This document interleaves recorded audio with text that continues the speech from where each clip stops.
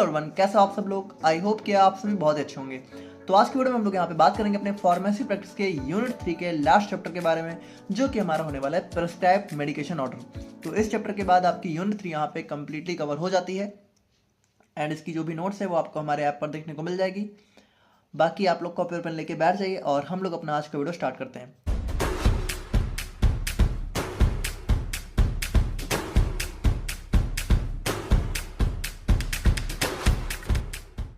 तो देखो, बात करें हम लोग यहाँ पे प्रिस्क्राइब्ड मेडिकेशन ऑर्डर की, तो कुछ खास नहीं है। यहाँ पे हम लोग पढ़ने वाले हैं अपने प्रिस्क्रिप्शन के बारे में। बेसिकली यहाँ पे प्रिस्क्रिप्शन यहाँ पे कैसे लिखा जाता है, उसमें क्या क्या डिटेल्स होती हैं और कुछ हमारे स्पेशल टाइप के प्रिस्क्रिप्शन होते हैं, तो उसी को हम लोग यहाँ पे देखने वाले हैं। तो देखो, prescribed medication order is a written electronic और verbal instruction given by a registered medical practitioner for the treatment of a patient. अब यहाँ पे देखो, ये प्रिस्क्रिप्शन से अलग इसलिए क्योंकि प्रिस्क्रिप्शन इसका एक टाइप हो गया। बाकी कह सकते हो मेडिकेशन ऑर्डर ना, जो हमारा मेडिकल प्रैक्टिशनर यानी कि जो डॉक्टर है वो वर्बली यानी मुंह से बोल के भी बता सकते हैं। अब मुंह से बोल के बेसिकली वो फार्मासिस्ट को बताते हैं, तो वो भी हमारा एक टाइप का प्रिस्क्राइब मेडिकेशन ऑर्डर हो गया। और रिटन रिटन का मतलब हो गया प्रिस्क्रिप्शन, भाई दवा का पर्चा भी हमारे एक हिसाब से प्रिस्क्राइब मेडिकेशन ऑर्डर हो गया। और इलेक्ट्रॉनिक मतलब कि वहाँ पे आजकल जो है जो हमारे दवा के पर्चे हैं वो इलेक्ट्रॉनिकली भी यहाँ पे प्रिंट कर दिए जाते हैं, तो वो भी बेसिकली यहाँ पे एक प्रिस्क्रिप्शन का टाइप ही हो गया। यानी कि यहाँ पे हम लोग प्रिस्क्रिप्शन के बारे में ही थोड़ा बहुत देखने वाले हैं। It tells the pharmacist what drug to dispense in what dose and how the patient should use it. तो वही चीज़ है ना कि प्रिस्क्रिप्शन में यही सारी चीज़ें तो होती हैं कि कैसे दवा को डिस्पेंस करना है, कैसे किस डोज में देना है, ये सारी चीज़ें डॉक्टर यहाँ पे मेंशन करके देखता है। तो अगर हम लोग यहाँ पे देखें इंटरप्रिटेशन की, मतलब कि इसमें क्या क्या चीज़ें होती हैं। Pharmacist must carefully interpret every prescription to ensure accuracy, safety and legal compliance. तो देखिए वही चीज़ है, अ वैलिड प्रिस्क्रिप्शन। तो एक वैलिड प्रिस्क्रिप्शन में क्या क्या चीज़ें होती हैं, तो भाई प्रिस्क्रिप्शन को हमने अपने फर्स्ट सेमेस्टर में पढ़ा था, उसके अंदर हमारे जो पार्ट्स थे वही सारी चीज़ें यहाँ पे देखने को मिलेंगी। तो सबसे पहला हमारा प्रिस्क्रिप्शन के अंदर आ जाती है पेशेंट डिटेल्स। तो इसके अंदर हमारा नेम, एज, सेक्स और एड्रेस, ठीक है, तो ये सारी चीजें मेंशन होती है पेशेंट की। उसके बाद हमारा डेट, तो किस डेट को यहाँ पे प्रिस्क्रिप्शन ले गया वो भी यहाँ पे मेंशन होता है। उसकी वैलिडिटी कितनी है, मतलब एक प्रिस्क्रिप्शन यहाँ पे कितने टाइम तक वैलिड रहेगा, कितनी बार इसको रिफिल किया जा सकता है, ये सारी चीजें मेंशन होती है। और उसके बाद हमारा यहाँ पे सुपरस्क्रिप्शन का पार्ट आ जाता है, जहाँ पे बेसिकली हमारा सिंबल RX यहाँ पे मेंशन होता है। फिर हमारा इंस्क्रिप्शन का पार्ट आ जाता है, जहाँ पे हमारी ड्रग की नेम और स्ट्रेंथ यहाँ पे मेंशन होती है। फिर सब्सक्रिप्शन, तो यहाँ पे हमारा जो डॉक्टर होता है, ठीक है। देखो ये सारे क्या है, ये सारे प्रिस्क्रिप्शन के एक पार्ट है, ठीक है, कि सब सुपरस्क्रिप्शन पार्ट में RX मेंशन होगा, इंस्क्रिप्शन वाले पार्ट में ड्रग की नेम और स्ट्रेंथ मेंशन होगी, सब्सक्रिप्शन वाले पार्ट में हमारा डॉक्टर ने अगर फार्मासिस्ट को कोई डायरेक्शन दी है तो वो यहाँ पे मेंशन होती है। फिर यहाँ पे सिग्नेचर है, तो ये पार्ट हमारा होता है डायरेक्शन टू द पेशेंट। तो यहाँ पे पेशेंट के लिए जो है कुछ चीजें लिखी होती है कि दवा को किस डोज में लेना है, किस फ्रिक्वेंसी में लेना है, किस रूट से लेना है, ठीक है, मतलब कि कितनी दवा लेनी है, जैसे एक टैबलेट लेनी है, 2 टैबलेट लेनी है। फ्रीक्वेंसी मतलब कितनी बार लेनी है, एक बार लेनी है, 2 बार लेनी है कि 3 बार लेनी है दिन में। रूट, किस रूट के थ्रू लेनी है, ठीक है, मुंह से लेना है या फिर कहाँ से लेना है। और प्रिस्क्राइबर्स इन्फॉर्मेशन, तो यहाँ पे हमारा जो डॉक्टर है, ठीक है, उनका नेम क्या है, उनका सिग्नेचर, रजिस्ट्रेशन नंबर, कॉन्टैक्ट, ये सारी चीज़ें यहाँ पे हमारी मेंशन होती हैं। तो ये हमारा हो जाता है प्रिस्क्रिप्शन का एक बेसिक डिटेल। नाउ अगर हम लोग यहाँ पे बात करते हैं legal requirement for PRN medication order के बारे में, तो देखो PRN का वैसे फॉर्म होता है प्रो रे नाटा, जो कि हमारा एक टाइप का लैटिन वर्ड है जिसका मतलब होता है एज नीडेड। तो यहाँ पे देखो ये हमारे ऐसे टाइप के मेडिकेशन ऑर्डर होते हैं जो कि एज नीडेड प्रिस्क्राइब किए जाते हैं। थोड़ा समझना, जैसे मान लो कोई बीपी का पेशेंट है, तो वैसे तो बीपी पेशेंट्स के यहाँ पे मतलब कंटिन्यू दवा चलती रहती है, लेकिन मान लेते हैं कि एक बीपी का पेशेंट है, तो बीपी मतलब कि हाइपरटेंशन का है। तो अब हाइपरटेंशन में क्या होता है, बीपी बढ़ जाती है, लेकिन अब ऐसा तो है नहीं कि उसकी बीपी यहाँ पे कंटिन्यू पूरे 24 घंटे ही बढ़ी रहती है, ऐसा नहीं होता है, ठीक है। एक पार्टिकुलर टाइम आता है जब उसकी बीपी यहाँ पे थोड़ा ज्यादा फ्लक्चुएट करती है। तो मान लेते हैं कि 24 घंटे में किसी पार्टिकुलर टाइम, या फिर हो सकता है 2-3 दिन में किसी पार्टिकुलर दिन ऐसा हो कि उसकी बीपी बढ़ी है। तो यहाँ पे देखिए ये ऐसे मेडिकेशन ऑर्डर होते हैं कि जब सिम्टम अपीयर होते हैं तभी इनको लिया जाता है। जैसे अगर उसकी बीपी जब बढ़ी है तभी उसको मेडिकेशन लेनी है, अगर नहीं बढ़ी है तो उसको मेडिकेशन नहीं लेनी है, ठीक है, ये एक एग्जांपल के लिए। तो इसी तरीके से हमारी कुछ ऐसी डिजीज होती हैं जो कि हमारा सिम्टम जब उनके दिखते हैं तभी यहाँ पे दवा को यूज करना होता है, अगर सिम्टम नहीं दिख रहे हैं तो दवा को नहीं यूज करना है। तो यहाँ पे देखो, यहाँ पे वही होता है एज नीडेड, यानी कि अगर नीड है तो दवा यूज करनी है, अगर नहीं नीड है तो दवा नहीं यूज करनी है, लेकिन दवा यहाँ पे प्रिस्क्राइब कर दी जाती है, ठीक है, ऐसी बीमारियां होती हैं। जैसे सिंपल समझो, अस्थमा पेशेंट में क्या होता है भाई, अस्थमा पेशेंट यहाँ पे अस्थमा पंप कब यूज करता है, जब उसको प्रॉब्लम होती है ना। ऐसा तो है नहीं कि 24 घंटे उसको यहाँ पे अस्थमा पंप यूज करना है। तो वही होते हैं हमारे PRN मेडिकेशन ऑर्डर। तो ये हमारा एक स्पेसिफिक प्रोटोकॉल यहाँ पे रिक्वायर होता है to ensure safe and appropriate use, specially when the medication is used only a daily or a regular basis, ठीक है।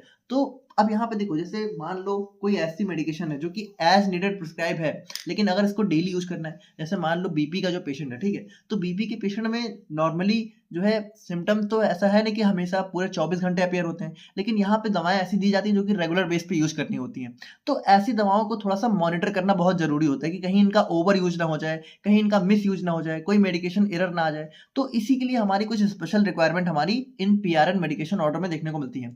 तो यहाँ पे कौन कौन सी एसेंशियल इन्फॉर्मेशन है, तो अगर हम लोग यहाँ पे देखें तो देखिए all information found in regular. तो यहाँ पे देखिए सबसे पहले जो भी इन्फॉर्मेशन यहाँ पे एक रेगुलर मेडिकेशन ऑर्डर में होती है वो तो होनी ही चाहिए, ठीक है। जैसे कोई नॉर्मल प्रिस्क्रिप्शन है तो उसमें जो इन्फॉर्मेशन है वो तो होगी, जैसे कि पेशेंट नेम हो गया, name of the medication, strength, dosages, route, frequency, prescriber name, ये सारी इन्फॉर्मेशन तो होगी ही होगी। लेकिन इसके अलावा हमारे कुछ स्पेसिफिक साइन या सिम्टम्स भी हो सकते हैं कि why the medication should be given, ठीक है, या फिर व्हाट साइन, सिम्टम और कंडीशन जस्टिफाई, यानी कि कौन से ऐसे साइन, सिम्टम या कंडीशन होंगे तभी आपको ये मेडिकेशन लेना है। अगर ये साइन सिम्टम नहीं है तो नहीं लेना है, ठीक है। तो कौन कौन सी ऐसी कंडीशंस हो सकती हैं जो कि यहाँ पे जस्टिफाई करेंगी इस मेडिसिन को लेना, ठीक है, कि आप ले रहे हो तो हाँ उसका एक वैलिड रीजन है।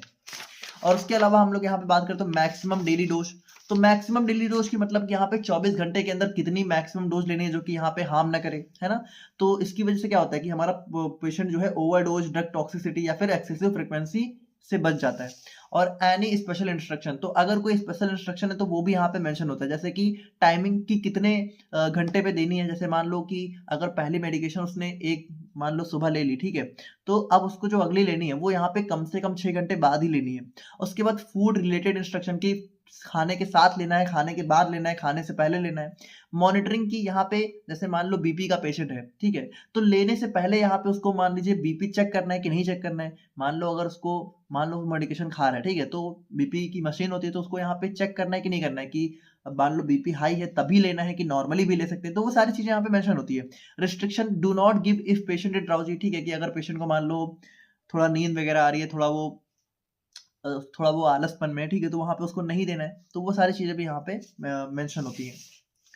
तो ये हमारा हो जाता है पीआरएन मेडिकेशन ऑर्डर। और अगर हम लोग यहाँ पे बात करें अपने कम्युनिकेशन स्किल्स के बारे में, तो कम्युनिकेशन स्किल यहाँ पे सिंपल सी बात है कि जो हमारा फार्मासिस्ट है, ठीक है, उसकी कम्युनिकेशन स्किल बहुत मैटर करती है, बहुत ही अच्छी होनी चाहिए, ताकि यहाँ पे सेफ मेडिकेशन यूज हो सके, पेशेंट की अंडरस्टैंडिंग हो सके, ठीक है, बेटर थेरेपेटिक आउटकम आ सके। क्योंकि देखिए फार्मासिस्ट और पेशेंट के बीच में और फार्मासिस्ट और डॉक्टर के बीच में जितनी अच्छी कम्युनिकेशन होगी उतना बेटर तरीके से दवा की डोज यहाँ पे डिजाइन करी जा सकेगी, ठीक है, उतनी बेटर तरीके से पेशेंट को यहाँ पे दवा के बारे में समझाया जा सकेगा।